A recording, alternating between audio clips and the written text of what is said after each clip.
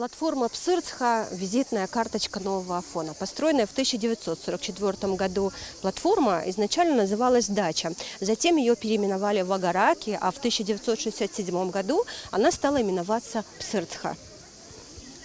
Архитектура павильона отличается хорошей прорисовкой и удачными формами, которые органично вписываются в окружающую среду. И главная задача при реставрации этого объекта – не растерять приобретенный с годами шарм. Солнечные лучи, просачиваясь сквозь колонны, особенно в вечернее и утреннее время, создают здесь волшебную атмосферу, которая без того окутывает все вокруг. Незамысловатые узоры на белястрах и лепнина на потолке вкупе с цветами и оттенками придают тот самый особый шарм, присущий объекту исторического статуса. Но дело в том, что павильон долгие годы оставался без ухода. Крыша стала протекать, выбитые в ходе боевых действий стекла никто не восстановил, а на колоннах и стенах посетители, оставляя надписи, довели здание до неприглядного состояния. Одним словом, любимое и туристами, и местными живописное местечко вроде бы принадлежало всем и одновременно никому, оставаясь беспризорным. Илана Джопуа и Лаша Ларткоми окутали это место своей любовью и заботой. 4-й месяц идут ремонтно-реставрационные работы. Они обычные предприниматели, в особенностях архитектуры и реставрации не сильны, но в своей цели и задачах едины и убеждены, что старину сохранять необходимо. Мы вся та группа людей, которая видит эту красоту, и нас интересует больше всего это вечность. Деньги деньгами, их можно всегда заработать, их можно потерять, это не важно. Тут это все делается не ради денег, а просто это удовольствие. Удовольствие иметь возможность прикоснуться к этому. И это такое трепетное отношение, и для этого, честно говоря, ничего не жалко. Это не нам принадлежит, это мы тут временно, это принадлежит поколению, это принадлежит детям. То есть до нас оно же стояло с 1947 года. Вы представляете, этот архитектор с каким трепетом он это делал. Сколько людей здесь прошло, сколько жизней, сколько влюбленных здесь было, сколько людей, которые обсуждали свои проблемы, и оно еще должно стоять. Оно должно служить. Озадачена команда специалистов разных профилей, ведь работы много. Несмотря на то, что на данном этапе выполнено не более 20% работ, уже потрачено до 10 миллионов рублей. И почти 5 из них ушли на оплату труда реставратора. Скрупулезно и ответственно Илана и Лаша идут к своей цели – вернуть павильону, да и все станции, былую красоту.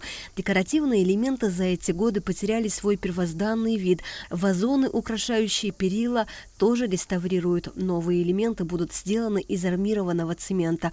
Внутри павильона особых преобразований не планируют. Поскольку в Абхазии нет плана этого объекта, сказать точно, как было организовано пространство внутри, сложно. Потому к работе привлечены архитекторы и дизайнеры. В ближайшее время они представят проект. Вот эти элементы мы это просто отгрунтовали, а так оставили. Пока реставрационные вопросы мы не решим, пока они все это не сделают, это все будет так. А потом уже, когда все мы закончим, все сделаем, то уже будем красить вот эти элементы в черный цвет.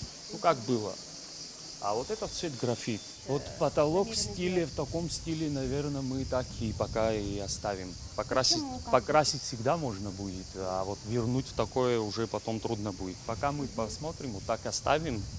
Вообще местное население хотим, чтобы сами создавали, берегли. Создать прецедент, пожалуй, одна из главных задач молодых людей. В своей идее они не одиноки. Им помогают родственники и друзья. Важно дать понять обществу, что нужно самим заботиться об объектах историко-культурного наследия. А к работе активно подключаются местные специалисты. А на днях они ожидают приезда специалистов из Санкт-Петербургской школы реставрации. Если хотя бы малейший ремонт, это памятник теряет свою значимость как объект культурного наследия.